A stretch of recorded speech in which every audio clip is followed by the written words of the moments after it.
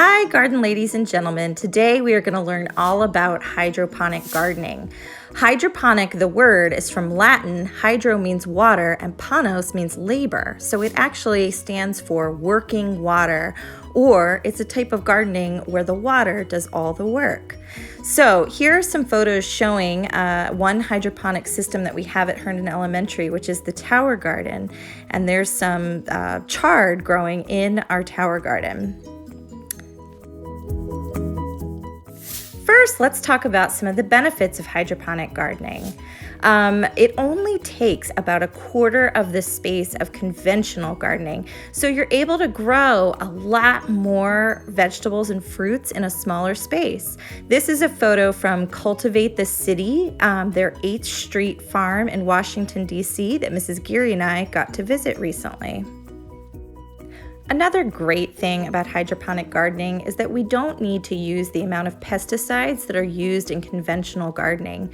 Without the soil and the dirt, it really reduces your needs for all kinds of pesticides and herbicides. So right now you're seeing photos from a Subway sandwich shop in Japan where they actually grow the lettuce that they use on their sandwiches in the store.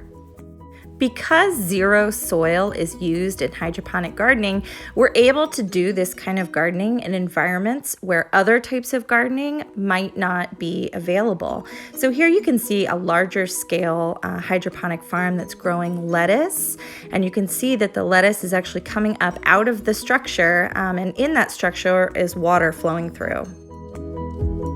Hydroponic gardening can be up to 10 times more efficient than conventional gardening. And this is because since we're growing our plants directly in a mineral solution, they're getting all of the nutrients that they need to grow, and the roots don't have to go looking for those minerals and nutrients in the soil. So here are some photos of tomatoes, and you can see these beautiful red tomatoes are growing in giant clumps. And so you're actually able to get more tomatoes than you might be able to get growing conventionally. Hydroponic crops use much less water than conventional crops, and this is because the water is actually recycled through the hydroponic garden system. And for this reason, NASA is even investigating using hydroponic gardening in space. And they're looking at crops like radishes, shown here, and lettuce and other vegetables that they would be able to grow in space, or if they ever colonize the moon or Mars, so that astronauts would be able to grow their own food without having soil and without needing a ton of water. So here we are talking about growing fruits and vegetables in space, but is hydroponics really a new thing? Actually, no. The famous Hanging Gardens of Babylon, one of the 7 wonders of the ancient world, are largely believed to have functioned according to hydroponic principles.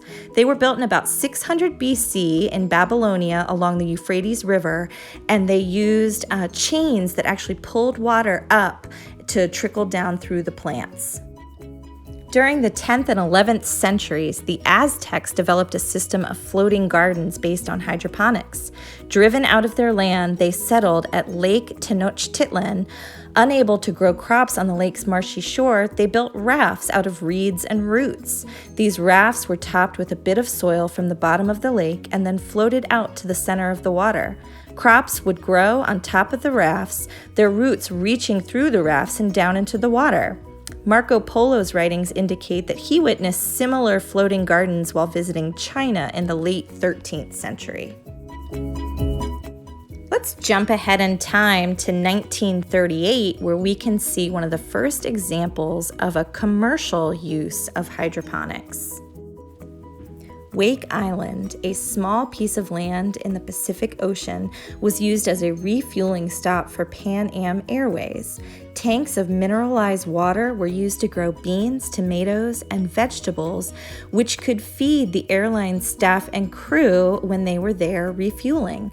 Similar situations occurred during World War II as hydroponics was used to grow crops for troops on barren Pacific islands. Hydroponic gardening does have some downsides. Right off the bat, you're going to be shelling out a lot of money to get a hydroponic farm up and running. There are a lot of setup costs, and then there are also a lot of running costs, like having to pay for electricity to run your pumps, which push the water through the system. And because of all these moving parts of the system, you're more prone to things breaking. And if something breaks down, then your plants aren't going to be able to grow. Also, hydroponic plants can't be left to their own devices for long periods like regular fields of crops. A hydroponic farm must be regularly attended to by a farmer with special expertise about hydroponics. Lastly, some crops, such as wheat, just aren't suited for hydroponic growing. Research in the United States has shown that using hydroponics to grow enough wheat to make a loaf of bread would cost $23. That's way more than a loaf of bread costs right now.